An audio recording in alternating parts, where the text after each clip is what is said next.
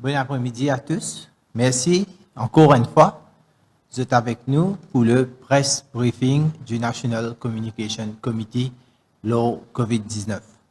Aujourd'hui, je vous donner tout bien détail de la situation concernant COVID-19 dans le pays et aussi pour un docteur Go qui lui pour donner tout bien précision aux patients qui sont en traitement. Aujourd'hui, malheureusement, nous pouvons aussi bien annoncer deux décès. Tout le décès, ben patient qui peut faire dialyse et un qui dans quarantaine et qu'un le qui admet à l'hôpital Souillac. Un patient fin décédé suite à un arrêt cardiaque et que l'autre patient là, il fin référé au médecin légiste qui nous peut attendre un rapport qui raison ce cause de décès. T'allez, docteur Go, il vous donne toute une explication, un détail, lors de des patients là. Bien sûr, nous présente une vive sympathie à la famille endeuillée.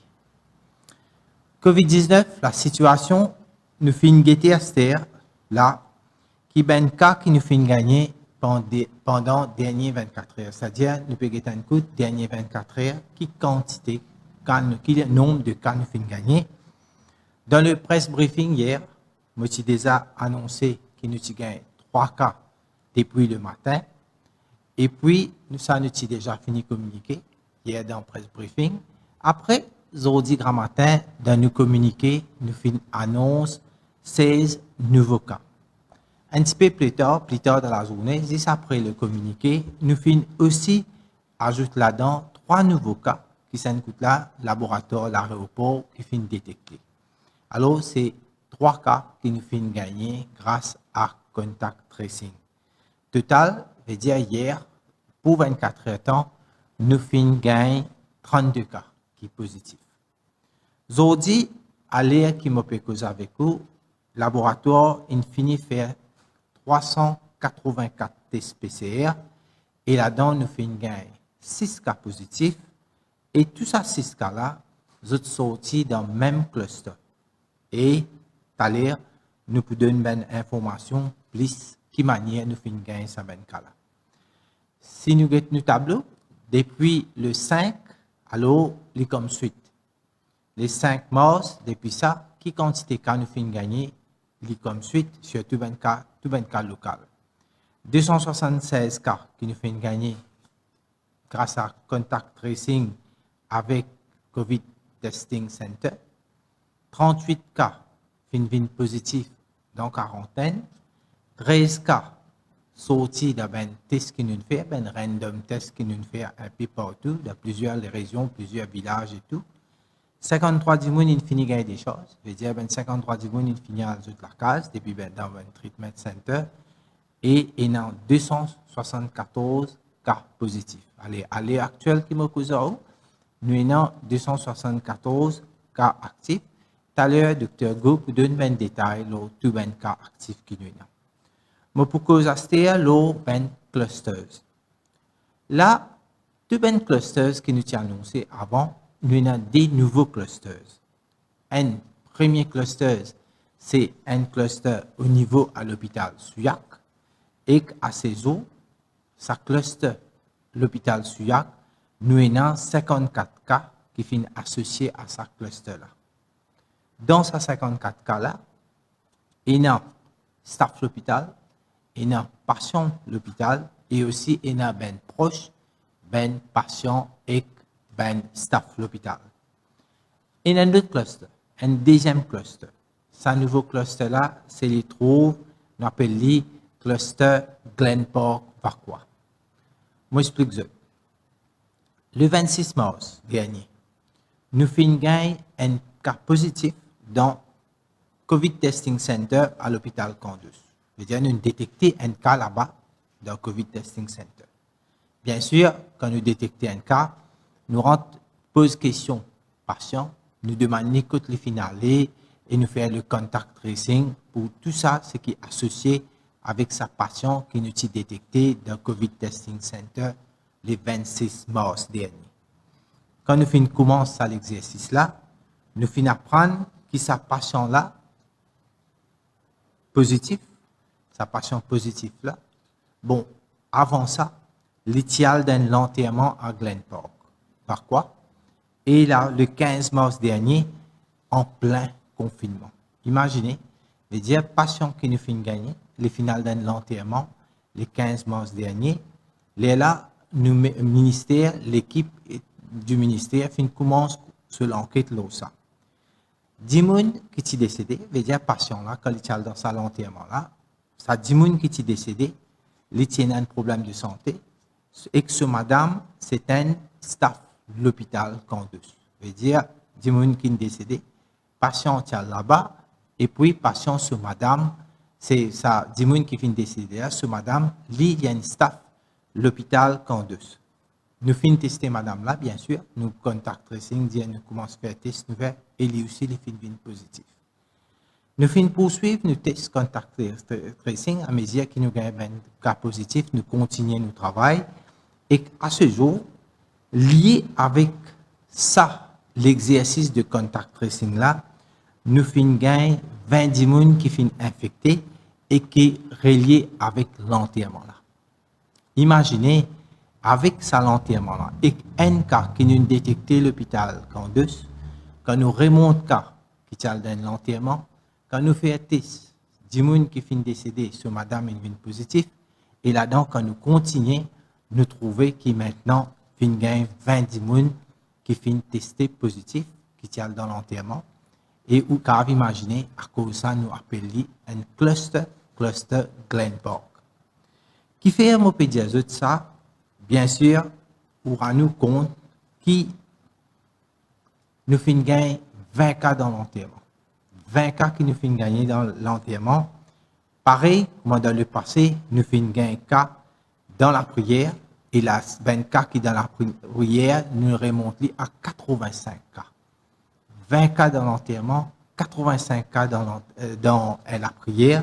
Juste pour ça, des rassemblements, là, nous finissons gagner un tiers de cas.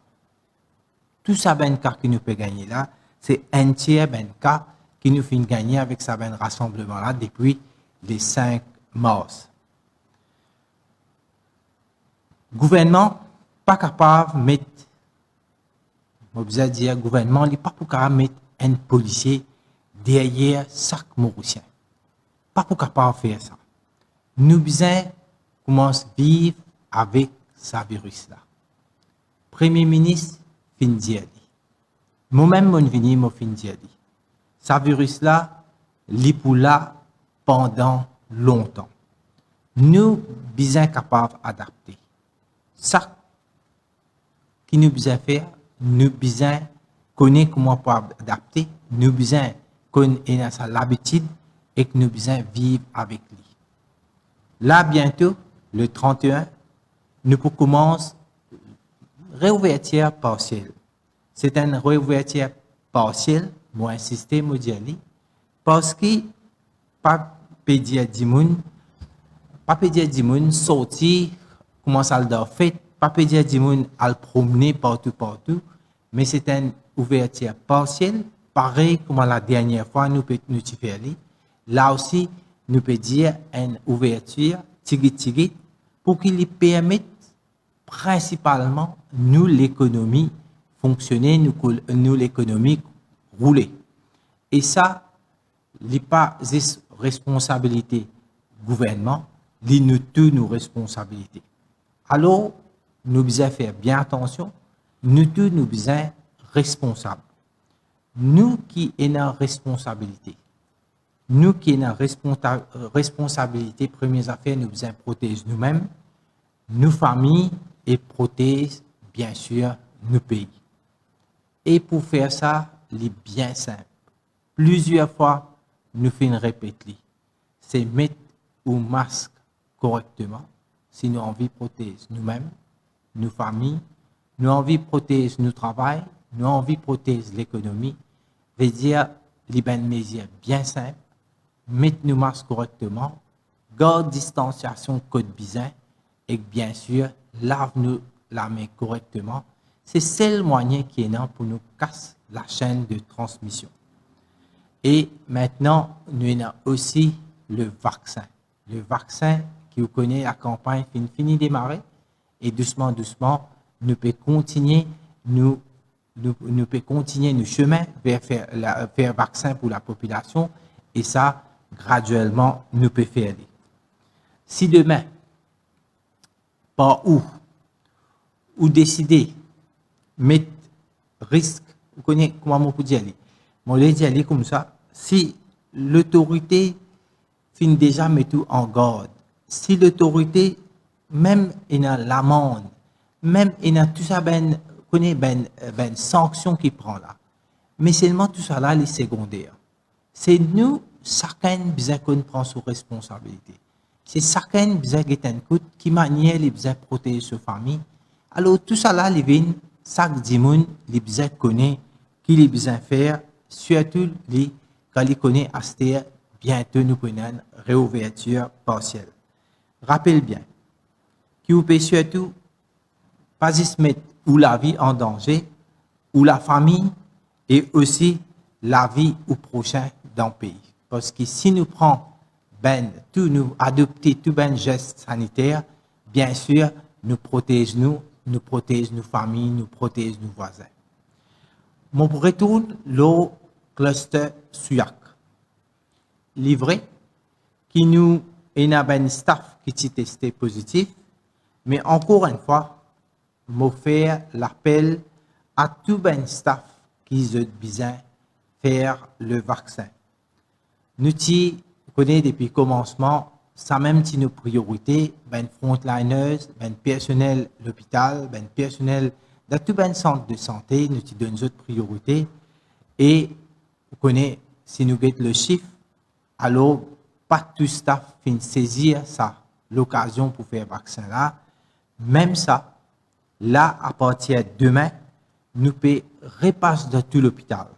Nous pouvons reproposer un staff qui n'a pas encore fait le vaccin, fini faire le vaccin. Comme ça, à partir de l'autre semaine, nous connaissons la plupart de nos staff qui fini faire le vaccin. À nous prendre nos responsabilités. C'est une responsabilité qui chaque staff les besoin prend. Parce que nous pas juste nous besoin protéger ben staff, mais aussi chaque staff les besoin protéger ce patient. En attendant, l'IBO aussi me dire qui connaît quand nous dans cette situation là et surtout quand nous connaissons nous ben staff qui est infecté beaucoup, l'important qui nous fait ben test PCR. Déjà depuis hier, nous finissons faire test ben PCR massivement dans tout ben regional hospital. Et là, moi, pour faire une demande, un appel à tout le staff, venir de l'hôpital, venir faire le test PCR, et puis nous prenons une décision aussi, qui après chaque 10 jours, nous devons continuer à faire le test PCR à tous nos staff. Ça, c'est pour aider nous à la situation, en attendant qu'il y ait un vaccin, vous connaissez quand on fait un vaccin, il faut commencer à travailler doucement, doucement, et ça pour donner une protection. Bon, à ce terme, pour passer la parole Dr. Esgo, pour une précision, ça DDC qui nous fait gagner là.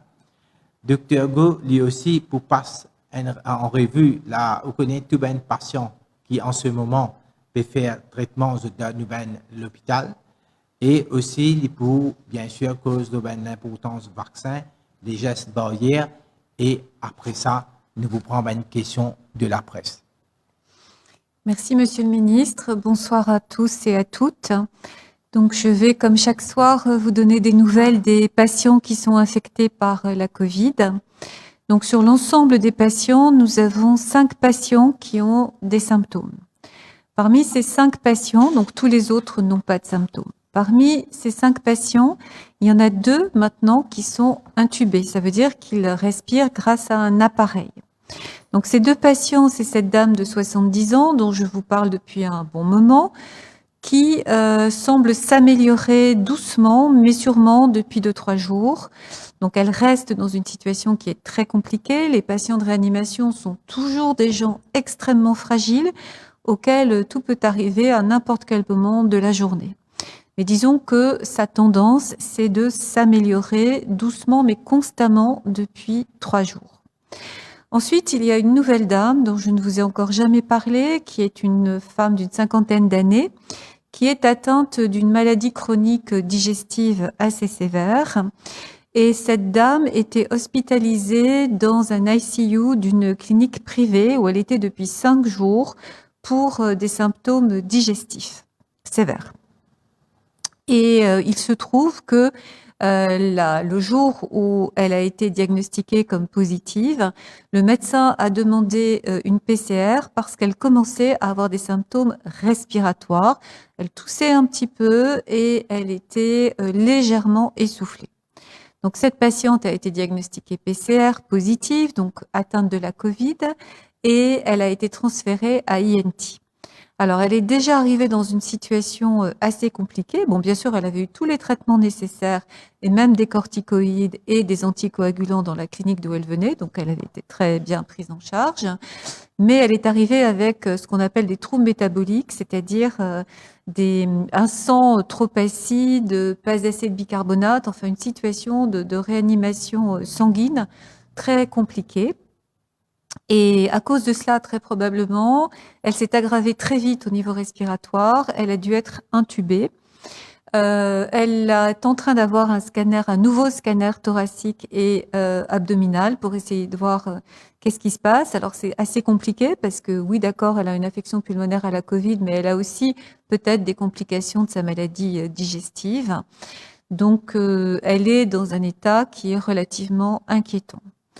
Après, par ordre de gravité, nous avons reçu également hier à INT un monsieur qui a été sorti de quarantaine au 14e jour de sa quarantaine, qui est un monsieur de 75 ans qui a également des problèmes respiratoires. Il est sous oxygène à fort débit, il n'est pas encore intubé, mais sa quantité d'oxygène dans son sang n'est pas très satisfaisante. Et il est possible que dans les heures qui viennent, il soit intubé ou qu'il évolue correctement. C'est un patient instable, limite pour la réanimation. Et puis, nous avons 2 autres patients qui, eux, sont en train de s'améliorer. Alors, un que vous connaissez, dont je vous parle à chaque fois, ce monsieur qui a une obésité, lui, il est en train vraiment de s'améliorer. Il est sorti d'affaires, en principe. Il n'a plus besoin d'avoir de l'oxygène à très haut débit. Il a encore besoin d'oxygène, mais ses besoins ont beaucoup diminué. Et puis, on a un autre monsieur qui a 69 ans, qui est arrivé hier avec une grande détresse respiratoire, mais qui sous oxygène s'est très vite amélioré et qui, là, pour l'instant, ne nous inquiète plus du tout. Donc voilà les 5 patients qui sont symptomatiques aujourd'hui à INT. Donc je dirais 3 dans un état bien instable et 2 qui vont très correctement, mais qui ont besoin d'oxygène. Alors ensuite, je dois hélas vous parler de ces 2 patients dialysés qui sont décédés dans le week-end. Donc le premier patient, c'est un monsieur de 58 ans qui avait beaucoup de pathologies cardiaques et vasculaires. Ça veut dire que ce monsieur, il avait déjà ce qu'on appelle de l'angine de poitrine, c'est-à-dire on savait que ses artères coronaires de son cœur étaient très abîmées, mais les artères de son corps également étaient toutes très abîmées, avec notamment la nécessité d'une amputation il y a très peu de mois, quelques semaines, étant donné que ces artères n'arrivaient plus à vasculariser correctement sa jambe et que sa jambe pouvait se gangréner. Donc dans ce cas-là, il faut effectivement procéder à l'ablation de la partie qui n'est plus correctement vascularisée. Donc ce monsieur, on savait qu'il avait un pronostic, les néphrologues savaient qu'il avait un pronostic sombre. Il était négatif jusqu'à hier. Hier, il a positivé son test PCR et il est décédé brutalement en arrivant à la dialyse, alors qu'il allait être dialysé. Donc on ne sait pas. En fait, il a fait un arrêt cardiaque et les médecins ne pensent pas du tout que ce soit en relation avec la Covid, puisqu'il n'avait pas d'éléments pulmonaires, il n'avait pas de dyspnée. Du point de vue rénal, il allait faire sa dialyse, mais il n'avait pas d'édème, il n'avait pas des signes indiquant que il avait besoin d'être dialysé en urgence. Donc pour eux, et surtout pour les médecins qu'ils connaissent très bien, ce décès pouvait survenir chez ce monsieur à n'importe quel moment. Et donc, le diagnostic retenu, c'est également un malaise cardiaque et comme cause secondaire, la Covid. Ensuite, il y a un autre monsieur donc, qui était âgé de 63 ans. Alors, ce monsieur-là était également dialysé. Il n'a pas été testé positif à la Covid jusqu'au jour de son décès. Donc lui, il avait été dialysé la veille et puis il est rentré en quarantaine. Il se portait très bien. Il a été vu par le médecin le soir après sa dialyse. Et le lendemain matin, en lui apportant son petit déjeuner, l'attendant a vu qu'il n'était pas bien. Il a appelé le médecin. Le médecin est venu dans la chambre en PPI pour l'examiner. Et pendant qu'il l'examinait, le monsieur a fait un arrêt cardiaque. Et donc, il a été réanimé. Il a été réanimé pendant environ une demi-heure. Et puis après, bon, il n'a pas du tout répondu à la réanimation. Ce monsieur, on ne sait pas trop de quoi il est décédé. Il avait a priori moins de risques de décéder que le patient précédent. Et donc, ce patient a été autopsié ou est en train d'être autopsié pour que on comprenne ce qui lui est arrivé. Donc voilà, malheureusement, pour ces deux personnes. Bien sûr, je m'associe au ministre et voilà, j'envoie toutes mes pensées à ces familles endeuillées. On sait comment c'est douloureux, surtout avec les restrictions qu'il y a autour des enterrements pour la Covid. En voilà, en ce qui concerne ces patients, en général, ce que je peux vous dire sur eux. Les autres patients dialysés, pour l'instant, ils vont tous bien, avec la façon dont un dialysé peut aller bien, c'est-à-dire bon, les gens sont plus ou moins en forme. Vous savez que la dialyse, c'est quand même bien fatigant et c'est quand même une vie très particulière puisqu'il faut 3 fois par semaine passer sur une machine et donc vivre avec son insuffisance rénale dans l'attente ou sans attente d'une greffe. Ça dépend des patients.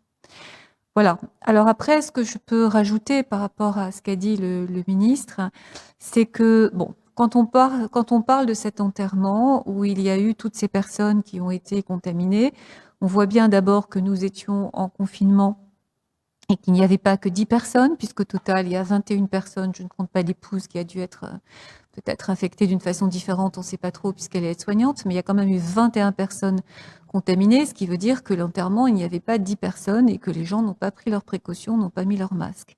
Donc c'est vrai que voilà, ce sont des circonstances tristes, mais quand même, si chacun avait respecté, s'il n'y avait que 10 personnes, il n'y aurait déjà pas eu 21 personnes qui étaient contaminées.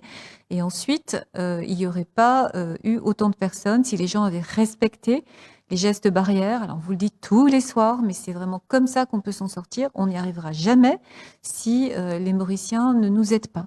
Alors, on sait que beaucoup nous aident. On voit que beaucoup de gens font attention, mais on voit aussi beaucoup de gens qui ne mettent pas le masque, qui le mettent sur le menton. Ce matin, j'ai croisé 2 personnes qui l'avaient sur le bras, ce qui est quand même très utile pour protéger le bras, qui lui doit se porter bien.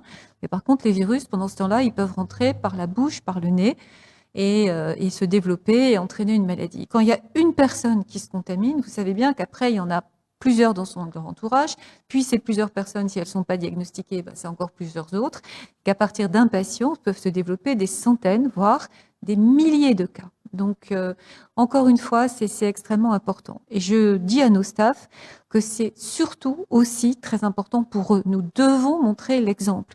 Nous sommes des professionnels de santé, nous savons pourquoi il faut faire ces gestes-là. Quand on a n'importe quelle autre maladie respiratoire, quand on a des gens qui ont, je ne sais pas, la grippe, qui sont en réanimation parce qu'ils ont une grippe sévère, ou qui sont en salle parce qu'ils ont une grippe sévère, quand il y a des gens qui ont des infections, je sais pas, un mycoplasme, des gens qui ont des tuberculoses, nous mettons toujours notre masque. Et c'est pour nous protéger et protéger les autres patients de l'infection de cette personne. Parce que, c'est ce que je vous racontais l'autre jour, il y a ce qu'on appelle les infections nosocomiales, c'est-à-dire nous les soignants, on emmène, en l'occurrence le virus, d'un patient à un autre patient.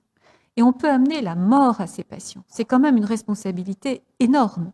Donc ne pas mettre son masque correctement, ne pas se sanitiser les mains après chaque soin, après chaque patient différent, après avoir touché quelque chose sur un patient et aller vers un autre patient, c'est on peut amener la mort au lieu d'amener la vie, ce qui est notre travail. Nous, on essaye de préserver la vie et on peut être porteur de mort. Donc c'est extrêmement grave. C'est quelque chose qui est très sérieux. C'est pas quelque chose qui doit être pris à la légère. La vie de nos patients, elle dépend de nous. Elle dépend bien sûr de ce qui peut leur arriver. Mais en la médecine, on est là pour essayer que ces patients guérissent, aillent mieux et jamais pour leur apporter la mort. Donc c'est quelque chose de vraiment essentiel. Et la deuxième chose qu'il faut faire quand on est un professionnel de santé, c'est se vacciner. Alors évidemment, on ne force personne à se vacciner. On sait qu'il y a 1% à peu près des gens qui ont des contre-indications à la vaccination. Mais les vaccins ne doivent pas faire peur. Les vaccins sont sûrs.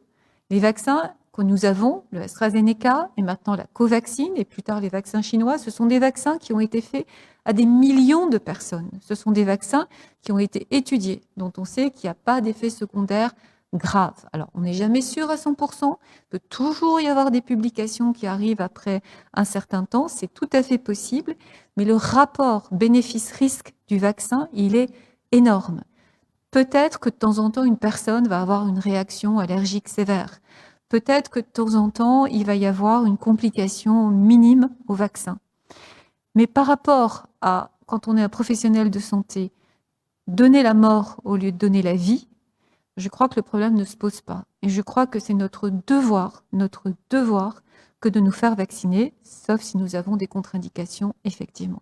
C'est quelque chose de vraiment fondamental, c'est quelque chose qui fait partie de l'essence même de notre métier. C'est pourquoi on fait ce métier. On fait ce métier pour se battre pour les autres. On fait ce métier pour mettre des enfants au monde. On fait ce métier pour que la mort s'éloigne le plus longtemps possible de nos patients, qu'ils vivent le mieux possible, qu'ils n'aient pas de séquelles. Donc c'est pas à travers nous qu'ils doivent recevoir un virus qui peut les tuer. Je peux pas vous dire mieux, je vous le dis avec tout mon cœur, vous entendez ce que je vous dis. Je vous le dis comme une professionnelle de santé qui s'est battue pour ses patients toute sa vie. Et je vous demande de vous faire vacciner. C'est un geste de solidarité, c'est un geste d'amour envers les patients. Merci, docteur. Maintenant, nous pouvons prendre une question de la presse à travers mademoiselle Oumera de GIS. Merci, Monsieur le ministre. Bonsoir à tous. Nous venons recevoir une dizaine de questions de la presse ce soir. Notre première question est de 5+ dimanche. Avec le nombre grandissant des personnes et lieux contaminés, est-ce que le gouvernement ira quand même de l'avant avec son plan de reprise partielle des activités économiques à partir du 1er avril? Alors, on a déjà annoncé que oui, nous pouvons continuer nos programmes de commencer doucement, nous pouvons continuer à faire de quelle manière nous pouvons passer par un relâchement et surtout capable de prendre le travail. Il ne faut pas oublier qu'il nous dit, nous tous les nous responsables, et pour nous responsables, ce qu'il me le dit, c'est que nous tous, nous faisons nos gestes de barrière, nous prenons tout certaines précautions qu'il nous dit là, et bien sûr, ça vous passe bien. Nous sommes capables de continuer et comme ça, nous sommes capables de commencer le travail. Question de l'Express. Est-ce qu'un patient testé positif avait eu sa décharge de l'INT le 9 février alors qu'il était toujours positif? Alors, bien sûr que non, on ne laisse pas sortir les patients positifs. Ce serait vraiment à peu près l'inverse de ce qu'on veut faire à INT. Nous avons des critères, nous avons un protocole. Donc, dans ce protocole, il faut 2 tests PCR négatifs à au moins 24 heures d'intervalle et à au moins 10 jours. Après, nous avons des patients qui mettent du temps à négativer leur PCR. Alors, j'ai essayé de vous expliquer un concept qui est vraiment qui fait l'unanimité dans le monde scientifique, mais pas très bien connu des gens qui connaissent pas la médecine. C'est que en fait, les tests PCR, on amplifie le matériel génétique du virus et puis on regarde si le virus est présent, pas présent. Plus on a besoin d'amplifier ce matériel génétique, plus on a besoin de faire des cycles pour l'amplifier, plus ça veut dire qu'il y a très peu de virus. Et on sait qu'après un certain nombre de cycles d'amplification, le virus n'est plus actif. Et on sait aussi qu'on peut avoir du squelette de virus dans sa gorge, dans son nez, dans son rhinopharynx, pendant 3 mois, 4 mois. Et vous imaginez bien qu'on ne va pas garder les gens en hospitalisation parce qu'ils ont des virus morts. Alors là aussi, selon les critères internationaux, il y a un groupe clinico-biologique qui est exactement le même que celui qui s'occupe tous les soirs de passer en revue les dossiers des patients infectés à INT, qui donc passe en revue avec une biologiste les critères en fonction de plein de choses, en fonction de l'âge, en fonction d'avoir eu des symptômes ou pas des symptômes, en fonction du nombre de jours d'évolution, en fonction de ces fameuses constantes de combien de cycles et pour différents gènes on a une réponse. Et lorsque, si vous voulez, les cycles sont trop importants, on sait que c'est exactement comme une PCR négative, en fait. C'est-à-dire que la personne n'est plus contaminante. Donc ça, c'est des choses de spécialistes et c'est fait selon les normes internationales. Alors, peut-être que ça peut prêter à confusion pour les gens qui ignorent ça, ce qui est normal, c'est un truc de spécialiste. Mais pour nous, c'est la base de la médecine et nous faisons selon ce qui est connu dans l'ensemble des articles et ce qui fait consensus au niveau international. Donc non, nous n'avons pas déchargé de patients positifs à INT, en tout cas certainement pas de patients contaminants. Prochaine question. Hormis les 10 décès officiels de la COVID-19, combien d'autres patients positifs sont morts à l'hôpital INT et de quoi sont-ils décédés? Alors, ce qui me rappelle qu'il y a deux patients qui finissent décédés à l'hôpital INT. Bien sûr, un me tient informé quelques jours de cela. C'est un patient qui a un problème cardiaque. Le docteur Gossi informe ça. Et puis, un petit peu plus avant, nous avons un autre patient encore qui est décédé à l'hôpital INT avec une complication cardiaque ou d'autres. Bien sûr, pas avec ben problème de COVID-19. Je me rappelle que l'OMS vient de définir un critère clair qui veut dire un décès directement avec COVID et qui veut dire un décès qui est les autres causes après COVID, c'est les là à l'époque. Sinon, dis-moi là, c'est un problème majeur qui ça qui entraîne ce décès. Alors, nous suivons ce protocole l'OMS là. Je pense que nous tout connaissons. Dans l'île voisine, à La Réunion aussi, nous servons même protocole. Pendant que j'ai commencé à servir bien avant, même depuis premier vague, même j'ai servi ce protocole-là. Alors nous, si nous adoptons, nous si nous pouvons servir même protocole. Docteur Goss, il y a quelque chose? Non, c'est exactement ça, Monsieur le Ministre. C'est ça. Pour les causes des morts, bon, la plupart des gens qui sont à INT sont effectivement décédés de la Covid, mais quand quelqu'un n'est pas décédé de la Covid et que par ailleurs il était infecté par la Covid, on va pas dire qu'il est décédé de la Covid si ça n'est pas vrai. Donc après, il y a un panel de médecins et notamment le médecin traitant, celui qui s'occupe du patient, qui est là au moment du décès le plus souvent, ou alors il y a un infirmier qui constate les choses. En tout cas, pour ces deux patients, on sait très bien de quoi ils sont décédés et ça n'a rien à voir avec la Covid parce ils sont arrivés déjà avec des pathologies très lourdes, bien connues, et ils sont décédés de ces pathologies. On ne peut pas dire autre chose. Prochaine question. Est-ce qu'il y a eu des guérisons dans les cas importés depuis le 5 mars? Guérison depuis, oui, mon capable en ce moment qui presque tout un cas importé, je ne finis guéri, je ne finis aller, il ne reste seulement quelques-uns et me penser doucement, ben ça va être patient là aussi pour guérir. Là, nous prenons 6 nouveaux cas local qui en traitement. Question de Radio Plus.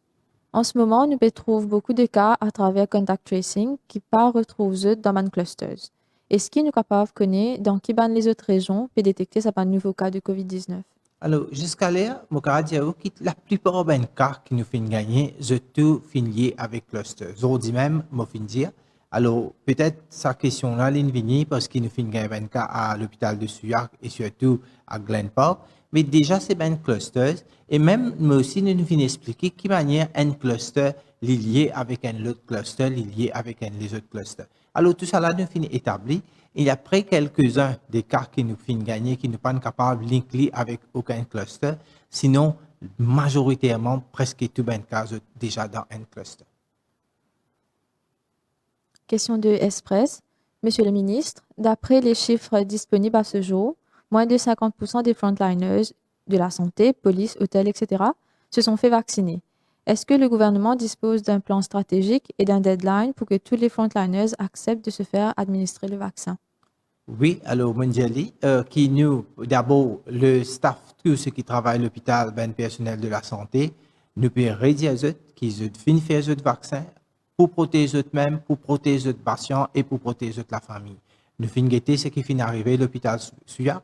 Je pense, nous tous conscients qu'il a l'air de faire vaccin.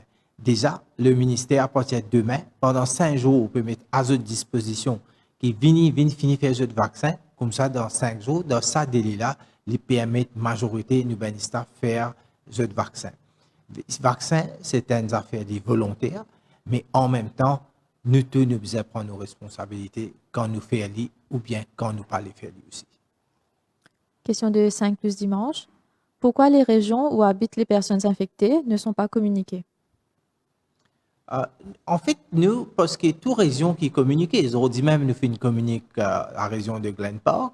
Dans l'hôpital Suyac, ce qui nous fait infecté, c'est moi qui déjà fini d'y aller. Moi, je finis d'y aller, qui, vu que c'est bien les staff qui restent dans sa région, dans le sud, alors nous finissons communique, nous finissons dire partout. Et surtout, ce qui est plus important, que nous fait test PCR, ben test random, nous avons ben tout village, et la famille nous fait contact tracing, ben du monde en contact, nous fait contact tracing, mais aussi, nous faisons un random test pour qu'ils nous capables de connaître de quelle manière la situation était dans différents villages ou bien différentes régions dans le pays. Question de l'MBC. Des informations non confirmées circulent sur les réseaux sociaux concernant Patient Zéro 2021. On évoque un Mauricien revenu de l'Inde en janvier qui aurait été testé positif avant de mourir et un infirmier avec qui il aurait été en contact. Le ministère de la Santé pourrait-il confirmer ou infirmer ces informations? Alors, je crois que vous connaissez, c'est une nouvelle qui peut être une fake news. Alors, je suis capable de dire oh, oui, c'est un patient, nous avons un communiqué, je crois 2 fois nous faisons communiquer, nous faisons une communication là. Et c'est un patient qui est retourné, qui admis à l'hôpital Suya, et puis il est testé positif. Bien sûr, il est transféré ici à l'hôpital INT. Et puis, ben, le staff aussi qui travaille avec sa patient là, final en quarantaine, fin testé positif, final en traitement. Je crois, toute une information qui est dans nous donner. Ensuite de ça, nous aussi, nous pouvons faire notre travail concernant le patient zéro. Nous déjà, le ministère déjà peut faire tout ce ben l'enquête. Je pense que Dr Go est capable de donner un petit peu plus de détails là. Oui, merci Monsieur le Ministre. Alors en fait, évidemment, on a bien sûr cherché d'où venait le patient zéro et on a plusieurs hypothèses.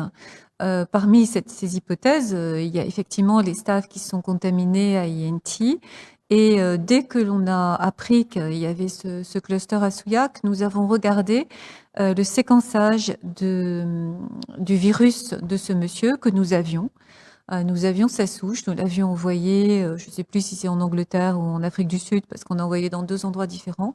Et il se trouve que ce n'est pas la même souche que la souche qui circule actuellement. Alors, je dis ça, en même temps, on ne peut pas éliminer 2 départs de feu. On pourrait avoir 2 souches différentes. Donc, bien sûr, on ne joue pas les autruches et on a envoyé donc 160, si je me trompe pas, prélèvements en Afrique du Sud, donc d'autres prélèvements des passagers, une soixantaine à peu près, qu'on n'avait pas encore fait depuis les passagers du mois de janvier, pour voir où est-ce qu'on retrouve la souche qui nous intéresse, la B20 là, celle qui pour l'instant a été trouvée comme étant la seule souche de notre épidémie sur les premiers patients qui ont été testés. Et puis on a également envoyé 100 prélèvements sur l'épidémie actuelle, donc 100 personnes, pour voir si tout le monde est souche B20 ou s'il y a éventuellement cette autre souche. Mais ça, à l'heure actuelle, on n'a pas les résultats, donc on ne peut pas le dire. En tout cas, les informations pour l'instant, c'est que cette souche de ce monsieur de Souillac qui a donc contaminé, enfin, où les infirmiers sont plutôt contaminés avec lui, ce n'est pas la même que celle qui circule, en tout cas en début d'épidémie. Je prends une dernière question. Question de l'MBC. À part les postillons, les gouttelettes que l'on pourrait émettre de la bouche, peut-on dire que notre haleine, l'air qu'on expire, serait porteuse du virus, d'où l'importance du masque en permanence? Peut-on transmettre le coronavirus en respirant? Et quelle est la durée de contamination de l'air s'il serait contagieux? Alors, bon, la différence entre l'haleine, la respiration et tout ça, je vois pas trop. Ce que je peux dire, c'est qu'on sait très bien comment se fait la contamination de ce virus. C'est un virus respiratoire. Donc, on se contamine avec les sécrétions buccales, quelles qu'elles soient, les sécrétions nasales, et on peut aussi avoir le virus qui pénètre par les yeux. Donc, effectivement, lorsqu'on met un masque, d'abord, on protège les autres de ces sécrétions. Et ça, c'est la fonction la plus importante de ce masque. C'est-à-dire que l'on soit en train de parler, de chanter, de crier, de simplement respirer, oui, on expire du virus en quantité différente si on est infecté, selon l'importance de l'infection que l'on a et selon que l'on est tout proche de son infection. Au début de l'infection, on excrète beaucoup de virus. À 7 jours, ça diminue déjà beaucoup. Et en général, à 10 jours, c'est terminé ou presque terminé, en tout cas pour la période infectante. Donc, il y a ça, il y a les sécrétions nasales, si on éternue, si on se mouche, etc. Et puis, il y a une autre partie de notre corps qui excrète du virus, c'est par le tube digestif, donc par les selles. Parce que vous savez peut-être qu'il y a pas mal de gens qui font de la surveillance des égouts pour savoir si l'épidémie va augmenter ou pas. Bon, qui est une surveillance qui se discute assez, parce que finalement, ça n'amène pas énormément d'informations. Bon, on sait peut-être un tout petit peu avant que voilà l'épidémie va s'aggraver. Ça n'a pas un intérêt énorme, mais par contre, on n'a jamais rapporté de cas de contamination, en tout cas à partir directement des selles. Et enfin, la dernière façon dont on se contamine, donc c'est pas dans l'air, c'est avec les surfaces. Donc on touche une surface et on met vers ses yeux, son nez ou sa bouche, ses doigts contaminés sur lequel il vient d'y avoir du virus qui a été émis par un éternuement, par simplement parfois un cri ou quelque chose comme ça. Ensuite, s'il y a du virus dans l'air, combien de temps il peut vivre? Alors, il peut y avoir du virus en suspension dans l'air, ça on le sait. Mais par exemple, quand on est à l'extérieur, ce virus n'est pas infectant. Il ne peut pas être infectant, il est trop dilué. Alors les endroits où on trouve du virus qui peut être infectant et qui peut flotter dans l'air, ce sont les endroits confinés, c'est-à-dire quand on est très nombreux dans une pièce et qu'elle n'est pas aérée. C'est pour ça qu'on dit toujours aérer, aérer, aérer. C'est pas parce qu'on a envie que les pièces soient aérées. De toute façon, d'une façon générale, c'est sain pour la santé, mais c'est parce que simplement il y a un renouvellement d'air et la concentration du virus n'est pas suffisamment importante. Mais oui, on sait par exemple, on ne sait pas exactement la quantité de virus qu'il faut pour être infectante, mais on sait par exemple que dans les chambres des patients qui sont infectés par la Covid, et donc des chambres donc qui ne sont pas aérées, parce qu'il y a certains hôpitaux qui ont été tellement bien faits qu'on ne peut pas ouvrir la fenêtre, eh bien là, il y a un risque de contamination parce que la personne est là, elle excrète beaucoup de virus. Et donc, oui, on peut se contaminer dans cette situation, mais extrêmement particulière et donc en milieu professionnel. De même, chez ces patients qui sont dans une chambre, c'est là où on retrouve pas mal de virus sur les surfaces et où là aussi, il faut régulièrement nettoyer les surfaces afin qu'il n'y ait pas de contamination. Donc les circonstances de contamination, on les connaît très bien. Le simple fait de se parler, parce que quand on parle, on a l'impression que voilà, on n'excrète pas du virus, mais quand on parle, il y a des postillons. Simplement parler, simplement respirer, et quand on expire, quand on souffle l'air hors de sa bouche, on souffle du virus. Donc ça suffit. Voilà ce que je peux répondre à cette question. Merci, Dialis. Merci, je te bonne